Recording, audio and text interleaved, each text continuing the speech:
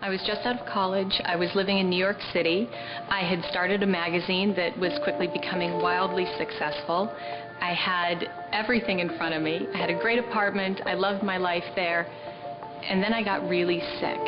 I started to see doctors, and I went to specialists, and they told me that it was in my head, that I was too tired. They asked me if my family had a history of mental problems, and they told me to see a psychiatrist. And then my speech started to slur, and the left side of my face became paralyzed, and I knew I was severely ill. And it was that time they discovered I had Lyme disease.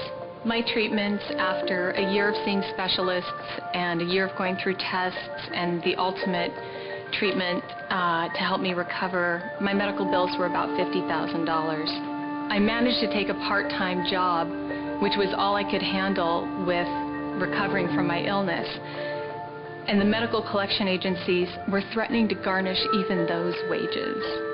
So in a year and a half, I went from being a successful businesswoman right out of college to bankrupt and living in Arizona with my parents. If I had to do it all over again, I don't know what I would do differently. I had health insurance. I had good health insurance, is what I thought. Health insurance should be what it says, insurance. Not a company that drops you when you get sick. Not a company that quadruples your premiums every month so that you can't afford them when you're ill. And not a company that will deny you coverage when you come up for renewal.